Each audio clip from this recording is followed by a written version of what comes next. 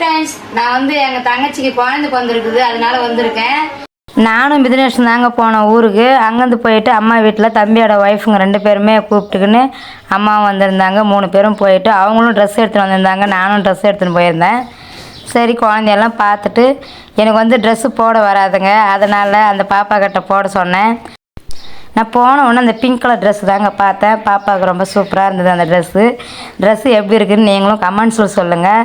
Dress போட்டு கொடுத்துட்டு உடனே எங்கள் தம்பியோட ஒய்ஃபுங்க 2 பேரும் மாற்றி வச்சுன்னு அது கொஞ்சம் இருந்தாங்க பாப்பாவை. பாருங்கள், ஃபஸ்ட்டு இந்த பாப்பா வச்சுன்னு இருக்கோம், நெக்ஸ்ட் இன்னொரு பாப்பா வச்சுன்னு இருக்கோம்.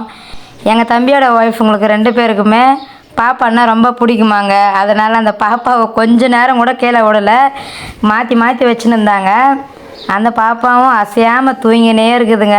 ஆன்ற சத்தம் கூட இல்லை, அழுவில். இந்த வெயிலில் ட்ரெஸ்ஸுங்களை மாற்றி போட்டுன்னு இருக்காங்க பாருங்கள். இது வந்து அவங்க எடுத்துன்னு அந்த ட்ரெஸ் எங்கள் தம்பியோட ஒய்ஃபுங்க எடுத்துன்னு வந்தாங்களாம். அந்த ட்ரெஸ்ஸை போட்டு பார்த்துன்னு இருக்காங்க. பாப்பாவுக்கு 1 மாதம் தாங்க ஆகியிருக்குது. அதுக்குள்ளே பாருங்கள் அப்படியே பஃப்னு போட்டாங்க. அந்த ட்ரெஸ்ஸு ரொம்ப சூப்பராக இருக்குது பார்க்குறதுக்கு. இந்த வெயிலுக்கு அந்த பாப்பாவை என்ன பண்ணுறாங்க பாருங்களேன். அவங்க மாற்றி இதை பிடி அதை பிடின்னு எப்படி வலிச்சு போட்டுன்னு இருக்கிறாங்களே. குழந்தைங்கன்னா ரொம்ப ஆசைங்க எல்லாருக்குமே.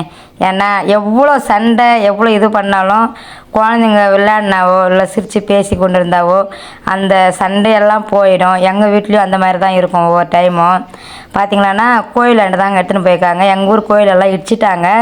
சைடில் சின்னதாக ஒரு சாமி வச்சுருக்காங்க. அங்கே வச்சு குழந்தைக்கு கற்பூரம் கொளுத்தி தீபார்த்தனை காட்டி வீட்டுக்கு எடுத்துன்னு போயிட்டாங்க.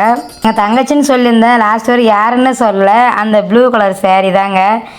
இந்த பாப்பா தான் எங்கள் தங்கச்சி. கோவிலாண்டேருந்து வீட்டுக்கு போனாங்க. வீட்டில் தேங்காய் கற்பூரம்லாம் உடச்சிக்கின்னு அவங்க சாங்கி வந்து செய்கிறாங்க.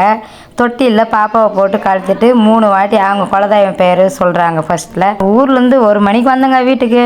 ஃபங்க்ஷனு சரி 1 மணிலேருந்து 4 மணிக்குள்ளன்னு சொன்னாங்களேன்னு காத்துன்னு இருக்கேன். இன்னும் ஃபங்க்ஷன் முடியல. இப்போ தான் ஒரு 3 மணிக்கு மேலே தான் ஸ்டார்ட் ஆச்சு. அப்படியே வந்தவங்களுக்கு பிரியாணி போட்டாங்க. சாப்பிட்டு ரெடி ஆகிட்டு கிளம்பி வந்துட்டோம். வீடியோ பிடிச்சிருந்தா லைக் பண்ணுங்கள்.